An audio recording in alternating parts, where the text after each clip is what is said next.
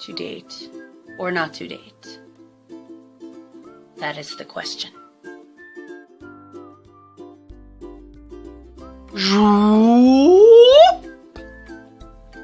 Yeah, that was a fun intro. Anyway, Theater Junkie Ginger here, and I'm back with another video, and I'm actually going to talk about something that I don't normally talk about a lot, and that's dating.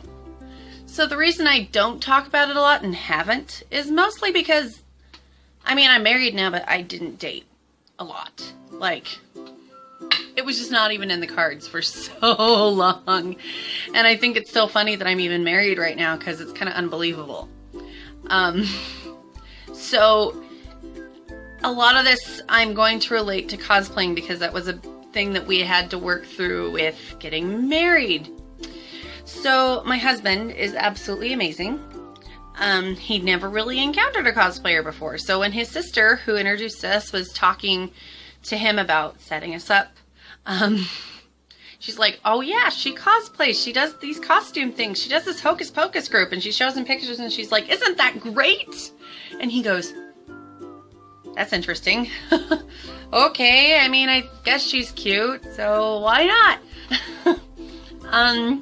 So it's not exactly something that a lot of people are accustomed to. So just know that if you're a cosplayer and you're starting into the dating world, just get ready to have weird reactions. Something that drives me nuts constantly is when you meet guys, half the time they're like, oh yeah, do you have sex in your costumes? Ew. Just, ugh. Ew. Don't do that. It's wrong. Yeah, it's not what it's about. So just don't ask. So just be prepared for weird questions if you're starting into the dating world. I learned this from like speed dating and stuff like that. Because you get asked really weird questions and it's just how it goes. But basically, my biggest piece of advice would be to be secure in yourself. Because you really can't ask somebody to join lives with you unless you are completely fine with yourself. Well, I guess not completely fine. Because, I mean, though I have come a long ways when it comes to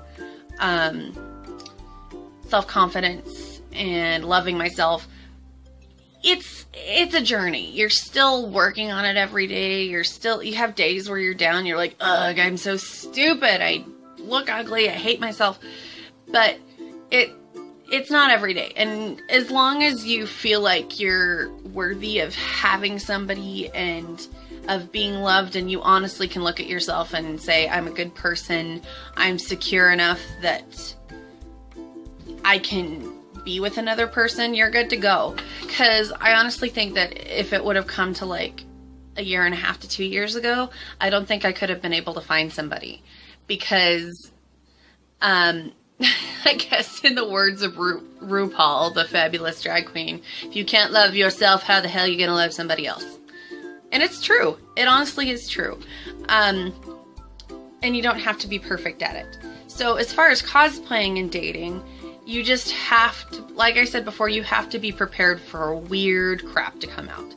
Thankfully, with my husband, it took him a minute to kind of get used to the idea, and he still is getting used to it. For example, the first time he saw me in my Winifred makeup, he kind of went, ooh. And he still laughs sometimes where I go to kiss him and I look like Bette Midler and Hocus Pocus, and he's like, oh gosh. Ugh. Which I don't blame him because I look terrifying there, but it's definitely something to get used to. So be ready, unless the person that you're dating is a cosplayer, to kind of explain things and step by step go through things so that person feels comfortable with your hobbies. Thankfully, it hasn't been too weird. My husband's a nerd, and obviously so am I. So it works out good in the end. But you just have to find somebody that will love you for you, and you cannot make excuses for anybody who does not treat you right. That goes beyond cosplaying. That is just an in general rule. You deserve to be loved and respected, and if somebody is treating you unkindly or not treating you right, that's not good, and you need to throw that person out the window. You deserve to have love and to be respected and to have somebody think of you the most, to just think of you wonderfully and treat you like a queen or a king if you're a guy. I guess that's my main thing I have to offer, because again, I've not dated a lot. And the other thing is just mind games. I've not dated a lot, but I have seen with my friends and their dating experiences what mind games other people can play, and just don't have an excuse for it. If they're playing mind games with you, they're no good, and just chuck them out the window. I guess, wow, I sound really harsh. Boot them out, get them out there. But it's really true. They're not worth your time if they're going to mess with your brain, if they're not going to treat you right. And always, they should respect you. Whether they are completely in with your hobby or not, they should at least be fine with you pursuing whatever hobby and whatever you love, because if they're preventing you from doing that, it's not okay. And I'm very thankful and I'm very blessed that I have a husband who loves me for me and who supports me in all of my craziness, as you can see, because it is a lot to take in. Half the time our house is covered with costumes because I'm madly trying to work on, right now I'm costuming for Little Mermaid Junior. I just got through with Comic-Con. Halloween is coming up. I've had to make his costume. I've had to do upgrades on my costume. I've been making costumes for the show. Half the time our house is covered in costumes and I'm about ready to tear my hair out. So whoever you end up with, you have to make sure that they are okay and that you fully informed them of everything that's going to happen with your hobby and with the things that you're interested in, and that you're going to be slightly crazy with cosplay for a while because there's a convention and you're on a deadline, and they have to be okay with that, and they have to understand that they've got to be a support for you. Anyway, I hope that this vlog helped you. I know it's kind of scatterbrained and stuff, but I kind of thought that I've been meaning to do it for a while, but it's something that I have discovered recently with getting married this summer, and I felt like other people might benefit from hearing what I had to say. Anyway, I'm the Theater Junkie Ginger. You can find me on Facebook at Theater Junkie Ginger Cosplay.